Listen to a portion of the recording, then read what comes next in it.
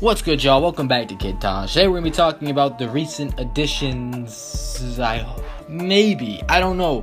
Deron Williams, reportedly, I think actually officially now, he's signing with the Cleveland Cavaliers. And Andrew Bogut, well, they thought he was going to sign with the Cavs, but apparently he's going to meet with some teams, but I think he's probably going to the Cavs. So, for the sake of this video, let's just assume that he's going to the Cavs roster. If he goes to the Cavs roster, what this team will be like, are they a title favorite, everything, because I think that this move, it could turn out a few ways. It could turn out very underrated. We could see these guys be very productive in their respective roles, or they may not have much of an effect. They may not do a lot. Who knows? But I'm gonna let you guys know what this means for the rest of the league and for the Cavs.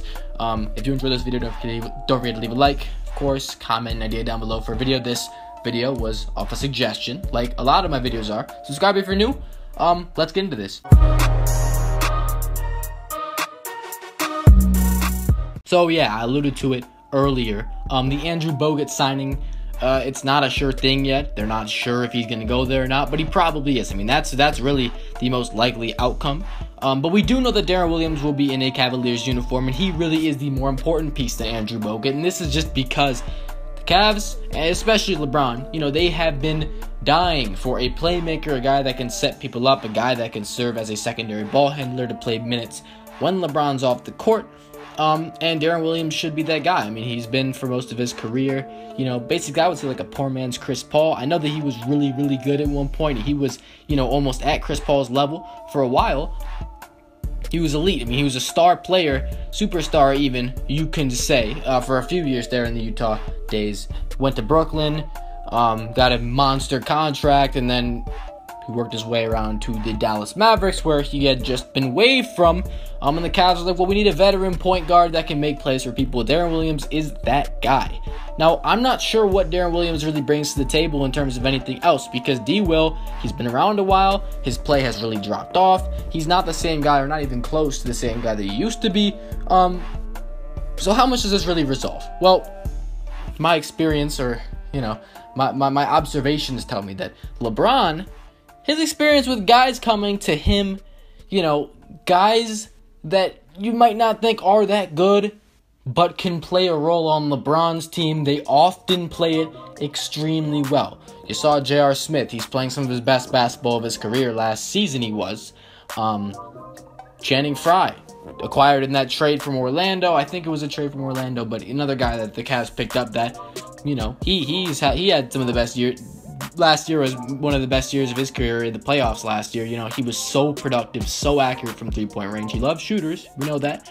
And, of course, Kyle Korver. Now, the thing about these three guys is, they played a lot better than they were previously in Cleveland. However, they're all shooters. Deron Williams is not really the spot-up shooter type guy that's going to be in corners for LeBron to, throw the ball to so he can hit shots. I mean, Deron Williams, don't get me wrong, he can hit shots, okay? The guy, he's not like a bad shooter or anything, but he's not like that eye, okay? He's there, for his ability to handle the ball, make plays for people. He's experienced. He's a smart player. That's basically the main thing. I mean, your backup point guard was Kay Felder. They tried to run Iman Shumpert as a ball handler for a while. They don't have another guy back there. You need a guy like Deron Williams, a veteran point guard, that's really a smart guy that's going to make the right decisions for you, that's going to help benefit your second unit, and especially the biggest problem. LeBron James plays the second most minutes in the NBA. The guy needs a break. When he's off the court, this team suffers, and you're going to need a guy that can be that guy, to stabilize this second unit, or whoever's out there, and have them play well together. And this Cavs team isn't terrible, but LeBron James makes the Cavs team. It makes everybody better, makes everybody seem like they're better. Channing Frye isn't really that good. He plays with LeBron. He gets the most looks. I mean, it's like that. I mean, he makes his teammates so much better when he's off the court. It's just so hard for them to do it by themselves. Now, of course, we're going to talk about Andrew Bogut. Now, like I said before, I mean, this isn't a for sure thing. But Andrew Bogut brings rim protection, another veteran guy, a guy that you don't want to meet at the rim. He's not shooting the basketball, but he's a really good passer. He gives you, he's your best option defending the rim. And he would by far be the biggest player on this team. Tristan Thompson, despite his excellent rebounding skills, he's not that tall. He's only around 6'8", 6'9". A guy like Andrew Bogut, he's much taller, he's bigger, he blocks shots for you, that helps this team a lot, because we know that this Cavs team struggles with defense. That's one of their bigger concerns, to be honest. Their offense is fantastic when LeBron's running the show and everything, but the defense needs a little work. Andrew Bogut will definitely refine that, again, you know, if he's to play there. Now, what does this have to do with anybody else? Well, I think this locks the if Andrew Bogut is signing with the Cleveland Cavaliers, they are locked in to the finals, I think.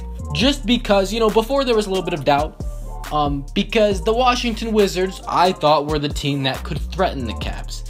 But like every other year, the Cavs are gearing up. They're going to get their guys back. JR is going to come back. Caleb's going to come back before the NBA playoffs this year. They're going to have a full squad. They should have a full squad unless there's another injury, you know, which would be a whole nother story, and that would be very unfortunate for them. And, you know, we would definitely have to make a video about that just to address whether that is a huge blow. Basically, any team with LeBron is probably going to get to the finals. No matter how many guys are out, this team is probably going to get to the finals. But if you got everybody healthy, you sign Deron Williams, and Andrew Bogut, there's no reason why this team shouldn't be in the finals. They should easily get to the finals. They should coast the finals. They should lose like one game. They've lost 2 games the last 2 years prior to the NBA finals.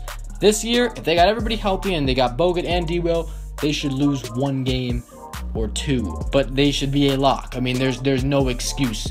The Boston Celtics aren't good enough to take them down. They don't play them that well. The Wizards, like I said, are the main team you got to watch out for. But can the Wizards handle that Cavs team? I don't know. I don't know about it. The Wizards have been playing really well, but, you know, that's just another story. No one else is doing. No one. Toronto, Atlanta, those teams aren't having the Cavs stomp on those teams.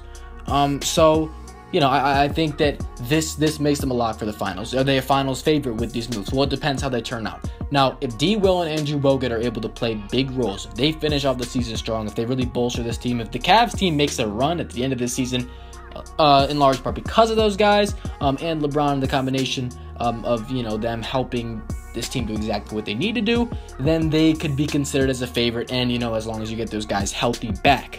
If these guys come in and don't have that much of an impact on the game, then I don't see why they would be the favorite. I don't think that, you know, it's hard for me to say, because honestly, the Cavs and Warriors, if they meet in the finals, I think I'd give the Warriors an edge, but just a little bit, like not much at all, because I think that, you know, the Cavs could stay in the game and win it and seal it for the Warriors. Warriors are not a good clutch team. The Cavs are, and if they play the Spurs in the finals, I don't know. I mean, like, it's really hard to tell. It's hard to evaluate those two teams and them against the Warriors, because, you know, they don't play that much during the regular season. We saw them in the finals, and they're always super close. Like, last year went to 7 games. That shit was crazy. We all know about it. So, you know, it's really hard to evaluate. You know, a lot of times it's like, it doesn't matter how many guys you have. If you go up against the Warriors, you're probably not going to be favored. I mean, you get a lot of guys that they're role players, but if you get them to play so well that they really have an impact like a star player would on this team, then, you know, the sky's the limit for a squad like this, led by LeBron James. But I think, yeah, they're going to their 7th straight finals no matter what. I don't see anybody that can stop LeBron James and this team. That would be, you know, and you might be like, oh, well, they've lost some regular season games lately or something like that. You could say that, but we all know that it's all about the playoffs for the Cavs. No one really cares about the regular season. They always just turn into a different animal when the playoffs come around. And they've been playing really well lately. They're 8-2 in their last 10. The Cavs are. So, you know, I think that I'm locking them in for the finals. If they get Bogut, if Bogut's on the squad, they're a finals lock to me. As long as everybody's healthy for those playoff series, or everybody, you know, important is healthy, they should be a lock for the finals. Anyway, that's gonna do it. Are they a favorite? Depending on how they play, I mean, they could be considered a favorite. You know, I'll update that. I'm going to make my playoff predictions by the end of the season. I'm going to say, like, you know, what my bracket looks like, who's going to win and win how many games, stuff like that. And you'll get to see who I have winning the finals. But that could all change. You know, we could have a big injury, or, you know, someone starts playing like shit or so. I don't know. Anyway, that's going to do it for this video. If you like it, leave a like, comment, an idea. This video was an idea, like I said before. Comment it in the comments. Subscribe if you're new. I'm out. Thanks for watching, y'all. Peace.